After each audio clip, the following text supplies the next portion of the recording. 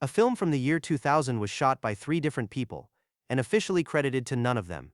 Walter Hill directed it, Jack Sholder reshot significant portions of it. Francis Ford Coppola flew in to work from an editing suite in Northern California, trying to salvage whatever remained. And when the final cut reached theaters on January 14th, the name on the director credit read Thomas Lee, a pseudonym invented specifically for this film, because the old Hollywood alias for disowned pictures, Alan Smithee, had grown so notorious that audiences already understood exactly what it signaled. Supernova went out into the world with a borrowed name and a real problem. Nobody claimed it. A year that already had Mission to Mars and Red Planet to kick around barely registered it before critics moved on to the next thing.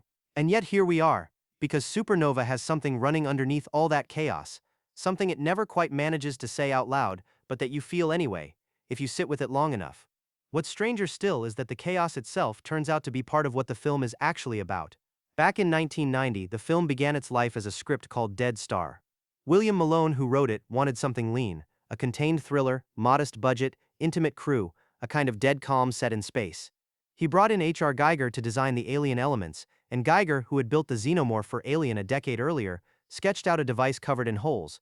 When someone asked him why the holes, he reportedly said he didn't know, he just needed to make some holes. That image stays with you. A thing designed around what's missing. Over the years that followed, Dead Star mutated steadily. MGM acquired it. Writers cycled through the script, the Giger influence held on, but the story kept shifting underneath it.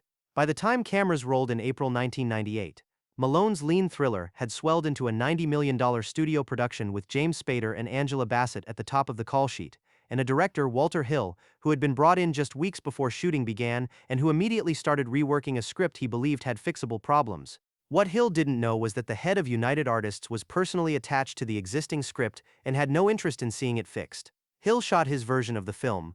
MGM tested it for an audience before the effects work was anywhere near finished, and the scores came back disastrous, which, if you screen a science fiction film without the space sequences rendered, is roughly the outcome you'd predict. Hill refused further reshoots until he could assess what actually needed fixing. The studio refused the assessment. Hill walked, and then the long, strange salvage operation began in earnest. The Nightingale 229 operates as a medical rescue vessel, crewed by 6 people in deep space. A distress signal arrives from an abandoned mining station more than 3,000 light-years away, the kind of distance that demands a dimensional jump, an instantaneous transit through 9-dimensional space that the film treats with genuine unease. Each jump requires a stabilization pod, and each pod holds exactly 1 person. The captain dies in the jump when his pod malfunctions, and the film drops this detail on you almost casually, then keeps returning to it. The survivor the crew retrieves from the mining station gives his name as Karl Larson, except he isn't Karl. He claims to be Troy, Karl's son, and says his father died some time ago, except he isn't Troy either. He's Karl himself, who made contact with an alien artifact buried in the mine, and the artifact has remade him. He looks younger, he's stronger, everything physically wrong with him is healed, and everything that was already broken about him has been left exactly in place. The artifact is where Supernova stops being a thriller and starts becoming something stranger. The ship's computer analyzes the device and concludes it functions as a creation weapon. 9-dimensional matter, contained inside a casing designed to disperse it in all directions. Whatever civilization advanced enough to reach deep space discovers this thing, carries it home and detonates it will trigger a supernova, a wave of transformed matter that will either annihilate everything in its path or elevate it to something new entirely. Kayla Evers, the medical officer, stares at the readout and puts it plainly, whoever built this thing is as smart as God and a lot less nice. The artifact is a test, and the test is designed to fail. Every species intelligent enough to reach deep space, patient enough to find this device, capable enough to bring it home, loses. The explosion either wipes them out or transforms them, and the film's computer cannot determine which outcome applies. Neither can the film. When the final scene leaves a supernova wave heading toward Earth with 51 years to arrival, the question of whether that means extinction or transcendence stays completely open. That ambiguity isn't a flaw. It's the entire point. What Supernova never says out loud, but spends 90 minutes demonstrating, is this: progress is indistinguishable from danger. The artifact makes Karl stronger, faster, more capable, physically beyond anything natural, and younger in the process. What it also does is erase everything that made him himself, leaving something in its place that wants only to survive, to expand, to continue. He becomes frightening, not because he's monstrous, but because he's been perfected. And the film keeps suggesting that perfect things are predatory by nature. What the artifact offers isn't the forgiving, incremental version of change, the slow trial and error process that gives species room to fail and recover. It offers an irreversible threshold. You cross it or you don't, and crossing it costs you everything you were on the other side. Karl, left alone with the device on that mining moon, crosses the threshold. What comes back to the Nightingale is something the crew cannot reason with, negotiate with, or outrun on a damaged ship. Nick Van Zandt, James Spader's character, sits in a different relationship to this idea. A recovering addict thrust into command after the captain dies, he is someone who has already crossed his own threshold, in the opposite direction. Something that felt like improvement broke him, and he rebuilt himself slowly, imperfectly, through effort. The film plants this carefully in the early scenes, and then, thanks to the post-production damage, almost completely fails to use it. The outline is still there though, a man who knows exactly what it costs to trust something that offers you a better version of yourself. Kayla Evers is the character the film actually belongs to. She's the one who knew Karl before the artifact found him. She's the one who reads the ship's analysis and understands what the device means for every living thing on Earth, and at the end, she's the one who makes the choice, putting the artifact on a trajectory toward the blue giant and triggering the very supernova it was built to cause. She fires the weapon to stop the weapon from being used as a weapon, and the film lets that contradiction sit without resolving it. Peter Fasinelli's performance deserves a moment on its own because Karl Larsen's internal logic is the clearest articulation of what Supernova is trying to say. Karl came to that mining moon because he believed he'd found something that could fix him. The backstory the film manages to preserve is economical, almost too much so. But what's there is enough. He was a man who had disappointed people he cared about, who had aged in the wrong directions, who had decided somewhere along the way that his own limitations were the source of everything that had gone wrong in his life. And then a device appeared that could remove limitations entirely. When Kayla first sees him and doesn't recognize him, it's because he looks like the person he always believed he should have been. Not older and harder, but young and untouched, with the visible evidence of everything he went through stripped away. What the artifact didn't touch was the damage underneath. He still takes things that don't belong to him. He still treats people as instruments. He still reads every situation as a negotiation he's entitled to win. The device fixed his body and left his character exactly as it was, just more concentrated. That's the film's sharpest observation, buried inside a performance most critics never stop to consider.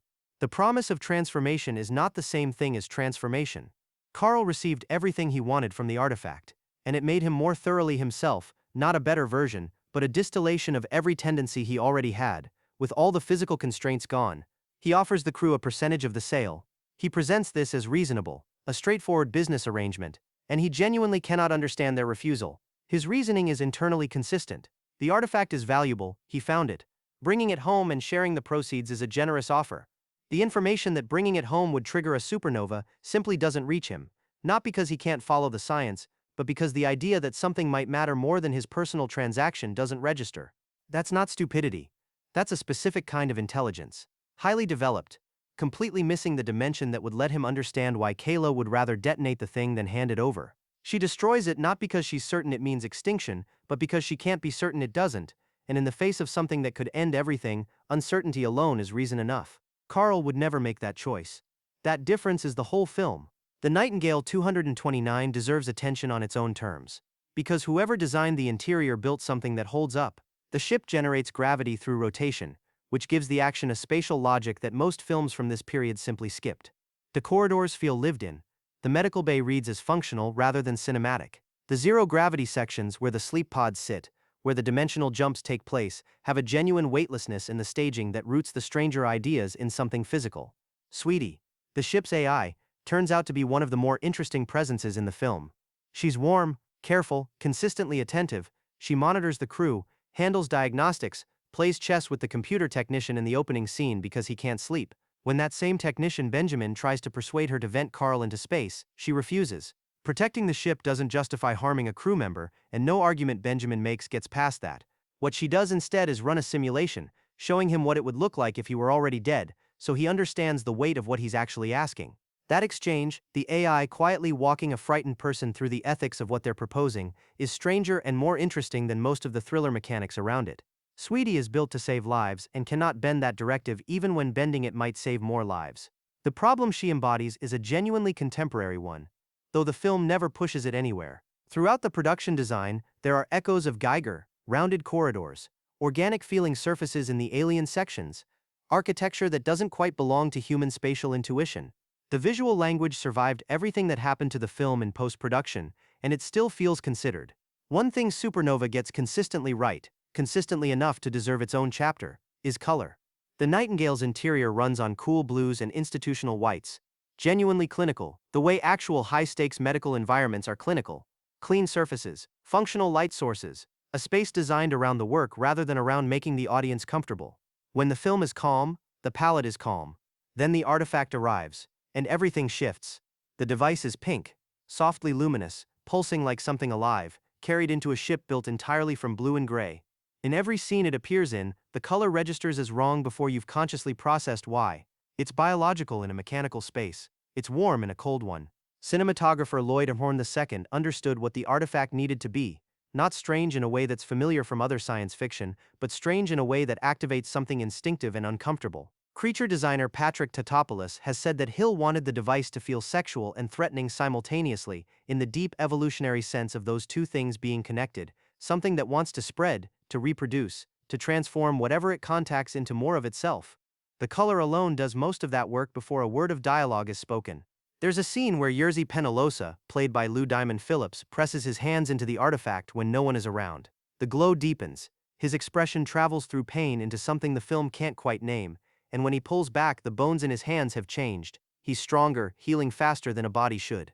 Lou Diamond Phillips plays the scene as a man who understands, somewhere beneath the pleasure of it, that he has just crossed a line he can't come back from. He doesn't tell anyone.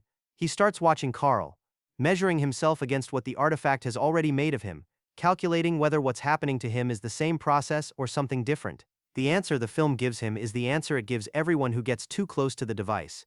There is no safe amount of contact with something that wants to remake you. Consider what was assembled for this film.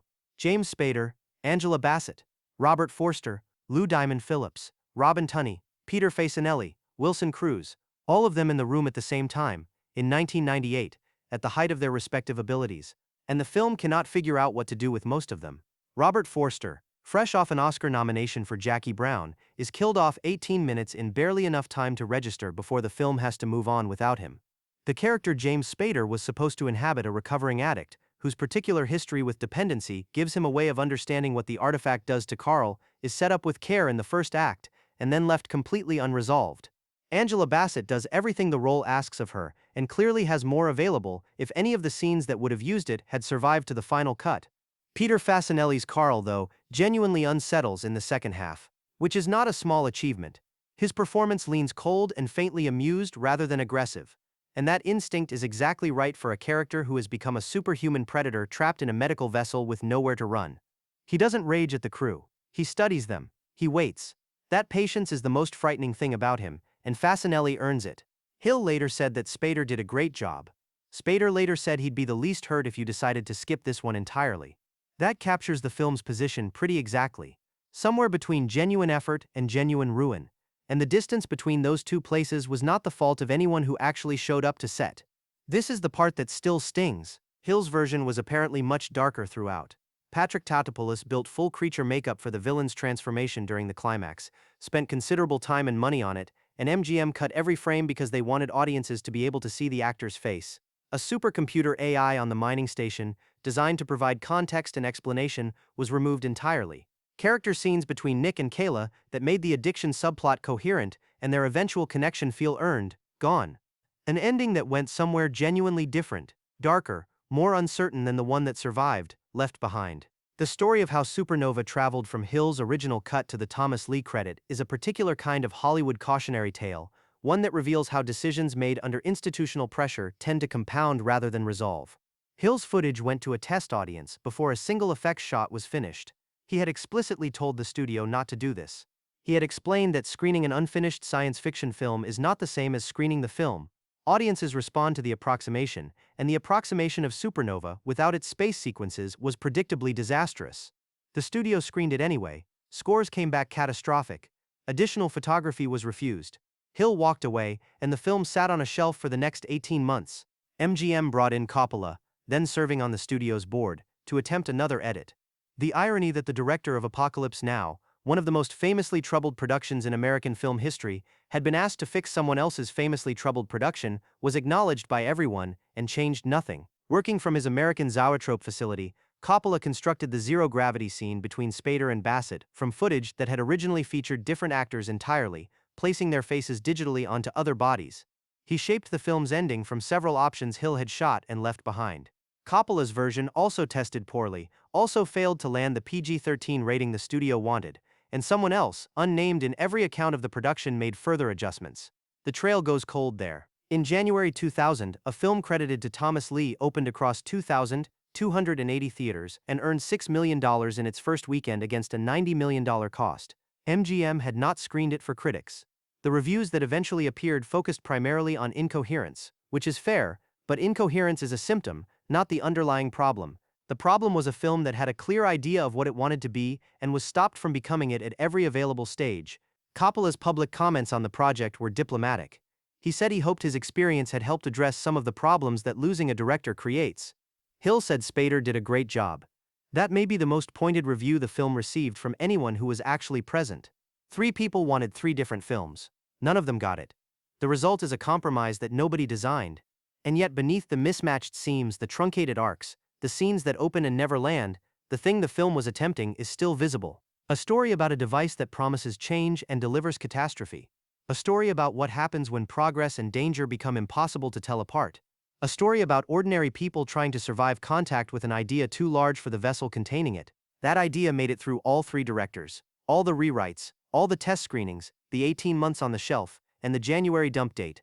The idea made it through. The ending belongs to Coppola, chosen from multiple options Hill had prepared before walking away. Nick and Kayla survived the dimensional jump by sharing a single stabilization pod, the same category of equipment whose malfunction opened the film by killing the captain. The ship's computer warns them that sharing a pod might cause their DNA to mix during transit.